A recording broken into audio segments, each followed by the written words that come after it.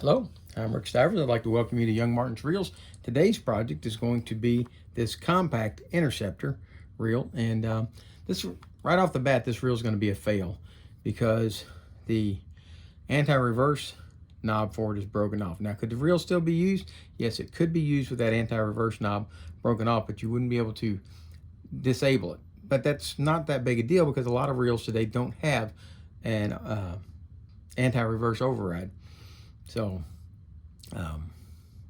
it could be used, but technically that's going to classify this as a fail. But let's see what else we can do with this reel. First off, it's frozen. This reel doesn't move. It will not budge. There's no turn on it. The drag seems to work, so that part seems to be okay. Let's go ahead and take the spool off of it. And see, that doesn't help anything. Okay, so let's go ahead and take the handle off.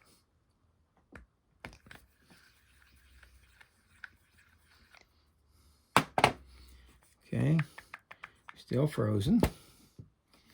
Let's go ahead at this point and remove the side plate.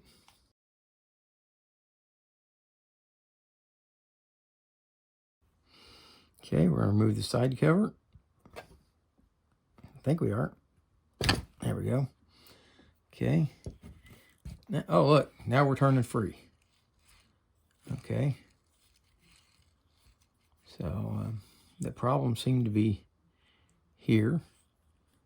And this, let's see if our, well, we're not frozen up there.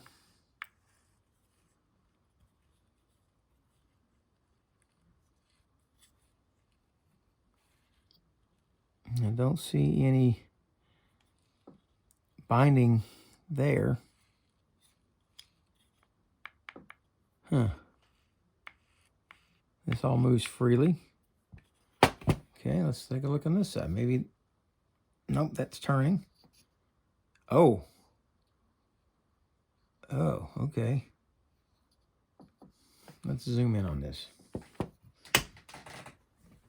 I told you the reel was a fail. Well, I was correct, but not because of what I said before. Look at the teeth missing off of this gear.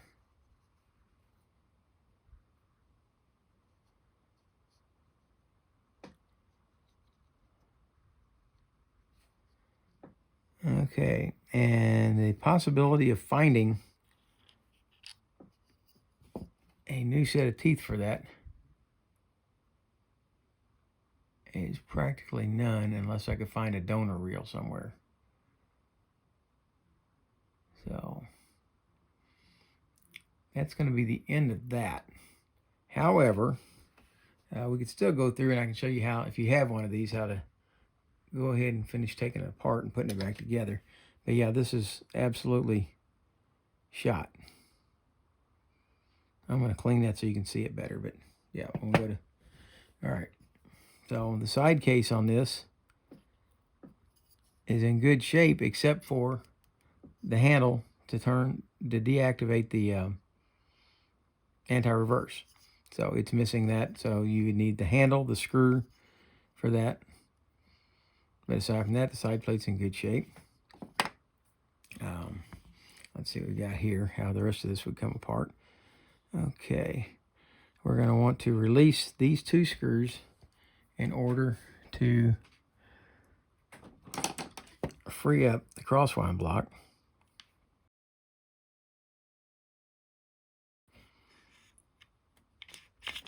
There we go. The axle shaft appears to be in good shape. No damage there. Okay, and that's the crosswind block should remove out here now. Okay, crosswind block appears to be in really good shape once I've wiped it off. And let's see. There, okay. These two screws go with the crosswind block, so don't lose those. Okay, let's see what we got to do here. All right, we've got a nut here to remove. Let's wipe the grease off of it. And see if we can remove that nut. All right. 14 millimeter. Okay, this is going to have a reverse thread. Okay, so it loosens in the clockwise direction.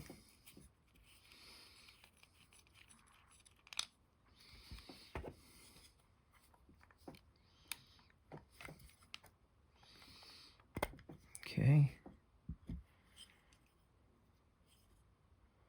That off of there. And I'm assuming, yep, the pinion comes out through the front, and there is a shim washer that goes on the front here. Okay. And this appears to be okay, but we're going to clean it up and see what we find. And we'll clean up the rest of these parts. Let's see if we have a trip release that works here. It should go here. There we go. Trip release works just fine. That's this little handle right here. There we go. It's a little bit slow, but I think a little lubrication would fix that. Let's go ahead and clean up the rest of the parts. I'll show you how to put it together. Obviously, this one's not going to work because of that gear. Okay, I'm back. Most of these parts are pretty well clean. Not completely clean, but mostly clean. And before we go any further, I'm going to show you how to take this bail apart. And I'm going to tell you the same thing I always tell, or try to always tell you guys, is do not take this off. If you can spritz it, put a little oil on it. This one's moving a little bit slow, and I'm going to show you right now. If you put a little oil on it, a little penetrating oil, to get in there and help dissolve the old grease that's in there, like so. And then you maneuver it around a little bit, and I've tripped it, trip release, there we go. Move it around. Now it's free. And what you would do then, because penetrating oil does not make a good long-term lubricant, is you would come back and put some oil here, along here, and over here. But inevitably, somebody out there is going to have taken this thing apart, and they're going to be saying, hey, I can't get it back together.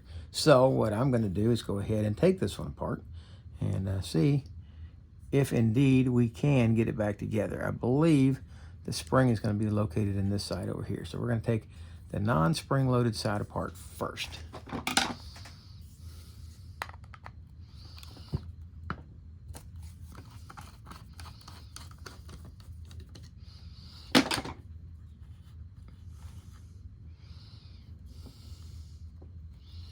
There we go.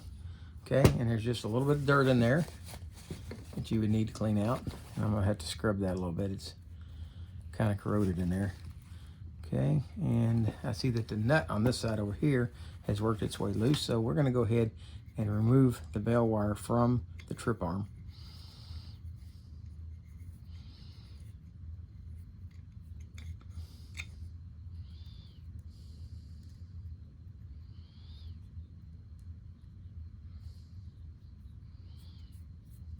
Okay, set that over to the side, and now we're going to work on the spring-loaded side of this. And I'll tell you, there is a lot of tension on this one. It's a very strong spring. So I'm going to play the devil to get it back together, I'm afraid.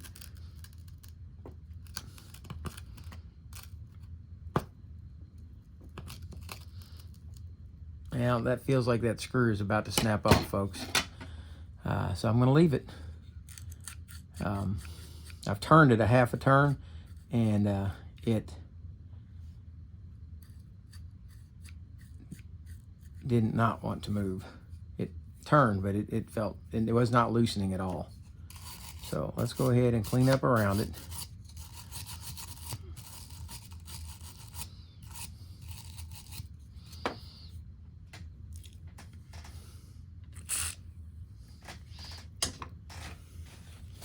And wipe it down.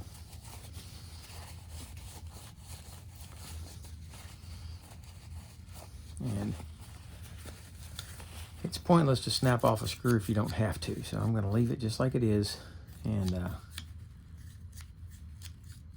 that's the kind of thing that happens when you've got steel going into an aluminum body. And that's what this body is. It's aluminum. So we're going to leave that part as is. I would like to take it apart, but remember, you don't want to break things to the point that you can't put them back together. So I'm not going to be able to take this one out, because even if I got I'm pretty sure the screw's going to snap off if I keep trying. I just snapped off a screw in a BG6 this week, and I had to drill it out, and I had a replacement screw for it, but it wasn't the same screw. It was a cover screw, and that was a little different. So I drilled that one out and got it out. But this one here, if I snap that, that's going to completely ruin this. And I realized the reel is a parts reel anyway, but as a parts reel, hey, this is a perfectly good rotor. It's working fine, so somebody could actually put one of these back together if they needed this part. So I'm not going to snap that screw off trying to get it out. Okay, let's go ahead, put the wire back in.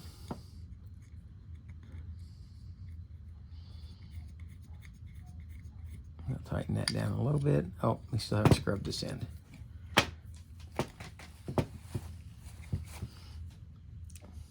And yes, I realize I'm putting a lot of work into a failed reel, but hopefully there's something someone can learn from this. Okay, what I'm going to do is I'm going to put this on. I'm going to rotate it back until it snaps into place like so, and that should help hold it on like that until I can put the screw back in.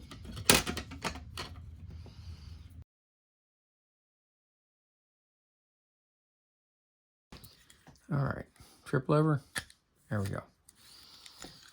All right, let's see about putting this back together now. The first thing, I'm not going to put any grease on this because this is going to become a parts reel for somebody. So I'm not greasing any of this, but I would grease here, and I would put grease on the pinion. By the way, you can look at this pinion. The pinion doesn't seem to be damaged. Okay, it seems to be in good shape. I don't see any damage on it. What is that right there? Is that a piece of old gear stuck in the...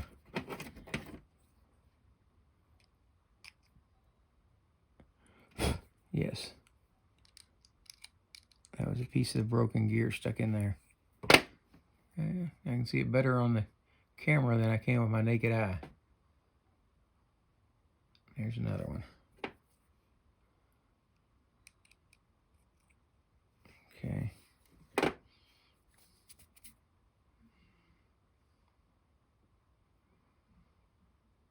All right, we got all those out of there. So what we would do is we would grease the gear and the pinion where it slides through, and we slide it back inside like so. Okay, with that in place, we put a little bit of dirt left on this. Okay, with that done, we would put this washer back on, and then slide back on the rotor. Now remember, the rotor was reverse threaded, so we're going to put this back on in a counterclockwise direction.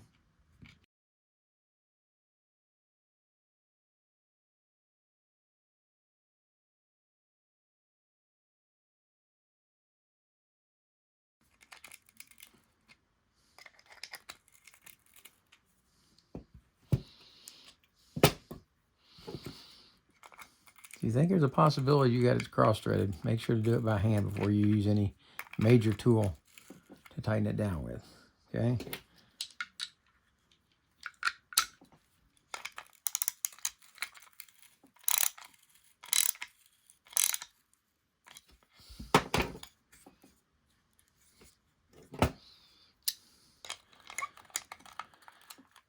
And it appears that I over-tightened it just a little.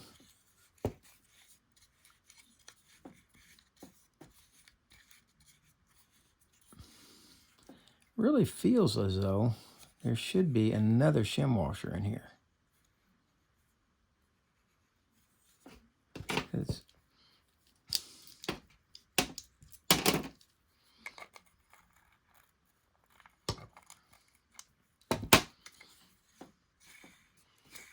And I realize that we don't have and I wonder if that's how this got damaged to begin with. I wonder if someone had it apart and put it together minus a shim washer, which caused it to bind, and then someone trying to crank that sheared off the teeth on the gear.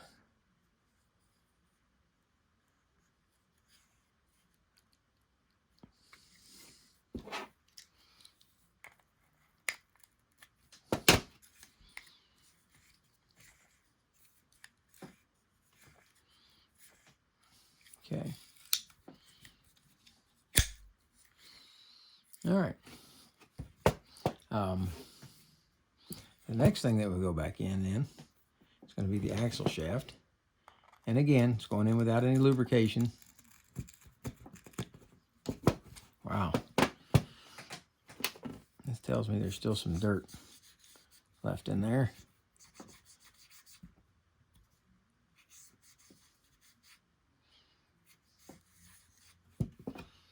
Okay. Let's try that again. That feels much better. Okay, that's going to go into there, but it's got to have this crosswind block installed first. Okay, so we're going to set the crosswind block down inside. We're going to fit the shaft through it, and then line up the holes on the crosswind block with the holes in the shaft.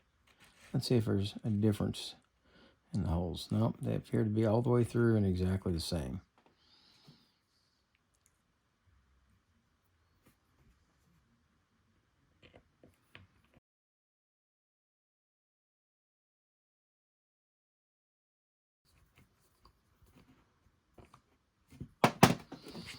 Okay, and that should move freely up and down. Now granted, this would be greased. We would grease these tracks right here on each side, and we would put grease in this groove right here. And I don't know that this thing will turn freely when we put it back together, but I'm kind of hoping that it will a little bit. All right, now sometimes ones like this are a little bit difficult to line up. So let's go ahead and move the axle shaft all the way forward, and let's put the oscillation gear, or the main gear. See this pin right here? That has to go. And also, if you look really careful, there's a little brass sleeve on there. This one here seems to have been tightened down to where it's not falling off. But if yours is loose, make sure that it's on there. Okay, I'm going to set that in place and get it to go down in the gear, or in the crosswind block. And there seems to be, it's almost like this gear is not big enough, or is not small enough to fit in here. Which again, when you're dealing with an unknown, yeah, see that gear, look at that. It will not turn in the case, the gear itself. So either it is swelled, which I doubt very seriously, or this isn't the right gear for this reel. Is that does not want to turn. Look at that. So I believe what we're looking at here is something that somebody has put together from parts, and this gear isn't right for this reel. Look at that. It's binding in the case all the way around, all three positions. So how do you like that?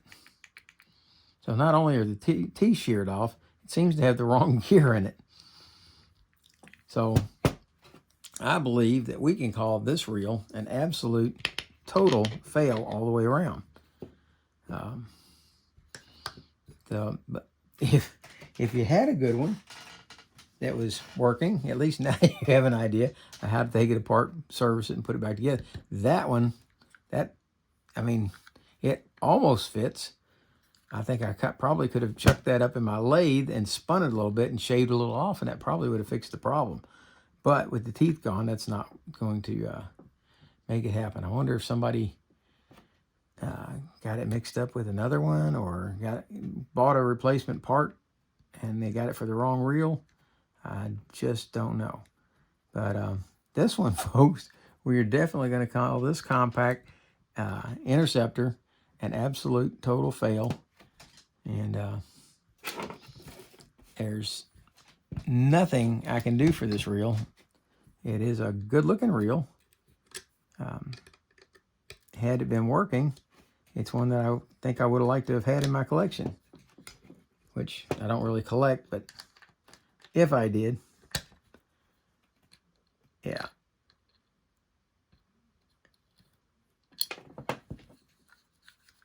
Should rotate just a hair. So anyway, this one here is an absolute total fail.